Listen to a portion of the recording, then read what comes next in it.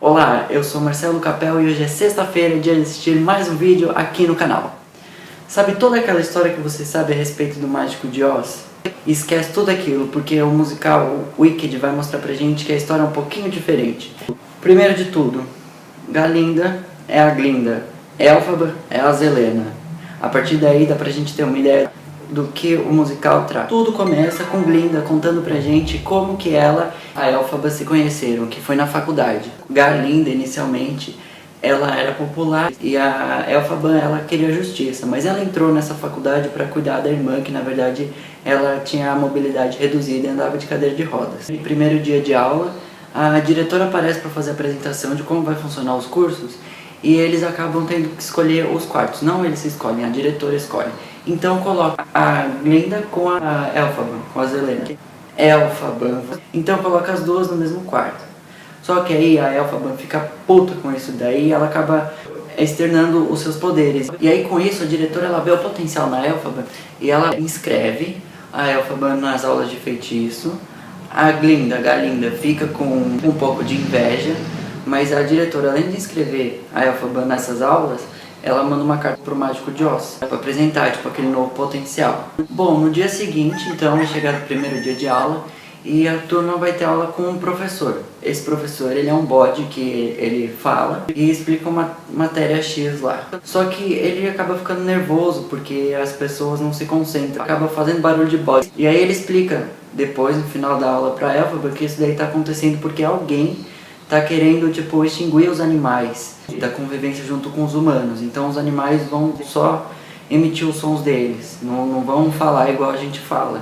E aí a Elphaba fica brava com isso, né? Porque tinha que ser um espaço aberto para todo mundo como era antes. Aí depois, num determinado momento lá, eles marcam todo mundo de sair para uma baladinha. Porém, a Galinda vai lá escolher a roupa dela.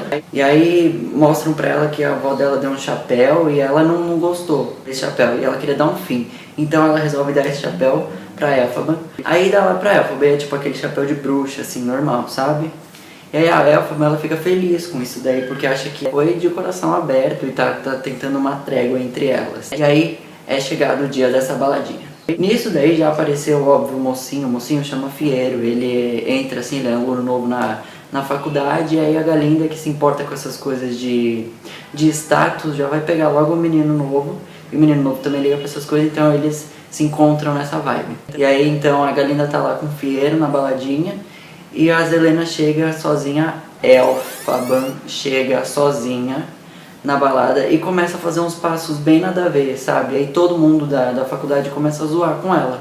Só que aí a Galinda percebe que isso daí tá chateando a Zelena, tá todo mundo zombando dela. E aí a Galinda vai lá, e aí sim ela se esforça e começa a fazer os passos diferentes junto com a Elphaba. E aí a faculdade inteira começa a segui-las. Então aí já foi dado o primeiro momento de trégua entre elas realmente. Aí mais à noite, depois dessa balada, a Elphaba e a Galinda, elas acabam, né, se abrindo uma com a outra, contando os segredos. Só que óbvio, como a Galinda ela é mais tapada, ela conta qualquer coisa. Ela, tipo, eu tô apaixonada pelo Fiero. A Elphaba, ela vai contar um segredo. Por que ela guarda um vidrinho verde debaixo do travesseiro? É da mãe dela. E no começo da peça explica que a mãe traía o pai com um rapaz que chegou, assim, um rapaz aleatório qualquer, que chegou na casa dela e deu aquele vidrinho pra ela. Ela é filha só da mãe com o amante. E aí por isso que o pai não gosta muito da Elphaba.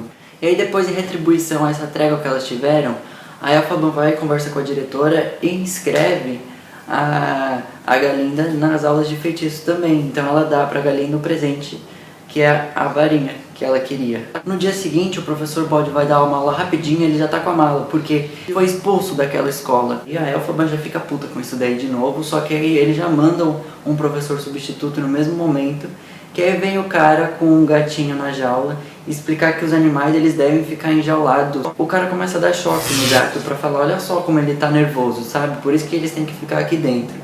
E a Elphaba, então, ela já usa assim o feitiço dela pra dar uma atordoada em todo mundo. Tipo, o mesmo choque que o gatinho tava tomando, dá em todo mundo. Aí ela tira o gato da jaula e foge junto com ele. E quem ajuda ela a fazer isso é o Fiero, porque ele também começou a despertar um certo interesse nela. A partir daí, então, eles fogem com o gato. Não é o gatinho, na verdade. É um leão filhote. Só que a Elphaba, ela salva esse leão filhote e deixa no mar. Aí depois o Fiyero ele tem que voltar, e nesse momento ela vê o Fiyero com a Galinda passeando assim por cima dela. E aí aquilo lá deixa ela muito chateada, e aí ela começa a fazer chover. Aí no meio dessa chuva, vem a diretora, fala que a Elphaba foi aceita pelo Oz. Mas a Elphaba, ela vê aí uma oportunidade de conversar com o Oz para salvar os animais. Porque ela acredita que ele seja capaz de fazer isso daí. Afinal, ele é o mágico de Oz, é como se fosse o presidente da cidade das Esmeraldas. A Galinda fala que o Fiyero começou a pensar. Só que na verdade ela tá com ciúmes porque o Fiyero começou a pensar na Elphaba. E aí ela tá um pouquinho tristinha, a Elphaba percebe isso daí e não sabe o motivo, só vê que ela tá triste. E aí convida ela pra ir junto. E beleza, elas vão lá as duas juntas, tem uma canção, é legal, bonitinho quando elas se unem.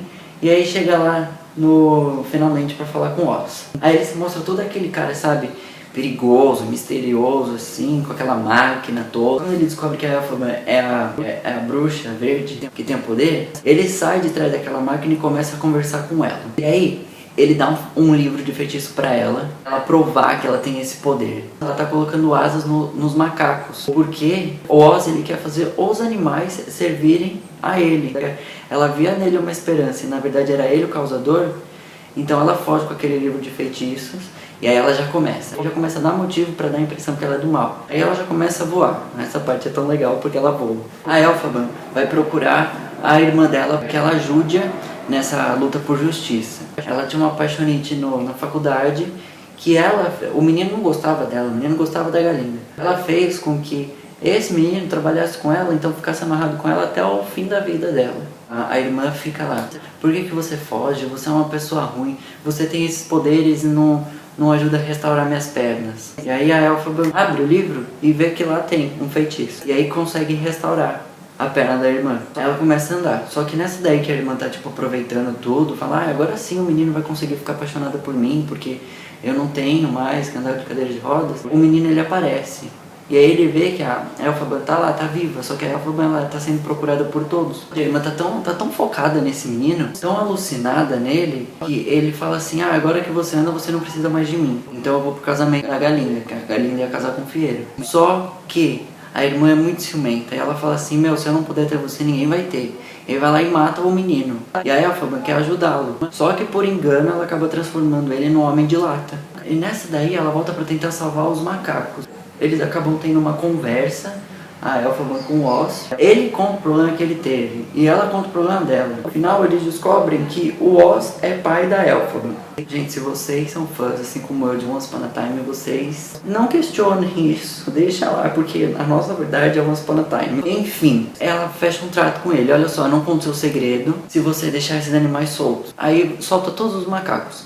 Só que nessa daí de soltar os macacos, sabe quem que aparece? O professor Bode. E o professor ele não tá mais falando e ela vai pra cima do Oz. Só que nessa daí que ela vai pra cima do Oz, o Oz já aciona os seguranças novamente. E que quem tá infiltrado nessa segurança toda é o Fiyero também, porque o Fiyero ele ainda não esqueceu da Elphaba. E aí fala: vocês deixam ela livre ou a Galinda morre. E aí rola toda aquela vibração, não sei o que, enfim, acaba deixando o Fiyero fugir. A Galinda fala assim: gente, não, vocês não tem que prender ele, porque ele não ia me machucar. Eu sei que não ia, porque ele é meu Fiyero. E aí o Fiyero ele foge junto com a Elphaba. Só que para os guardas não encontrarem, ele tem que ficar escondido. E ele fica escondido no meio do mato e a Elphaba transforma ele no espantalho, para que ele não seja mais machucado. A Dorothy tá presa no porão da Elphaba porque a Dorothy roubou os sapatinhos da irmã. Sei que no final, tipo, a Elphaba já tá de saco cheio disso. Daí ela acaba se entregando. Tá vindo o pessoal da cidade atacar a Elphaba. E ela tá aqui conversando com a Glinda. E a Dorothy de repente aparece e joga o balde d'água na Elphaba. E só um balde d'água já mata a bruxa. Por isso que Once Upon a Time é realidade. Porque tem uma justificativa e ninguém morre com água. Mas de qualquer forma, gente, vale muito a pena ir assistir esse musical. Eu gostei bastante da peça, muito mais do que da exposição do Tim Burton. Porque ele é mais colorido, mais alegre, mais mágico. Eu gostei muito mais dessa parte. E eu peço desculpas pra vocês, porque eu acabei atrasando o vídeo da semana passada. Mas é isso aí. Não esquece de dar um like, compartilhar, se inscrever no canal também. Obrigado!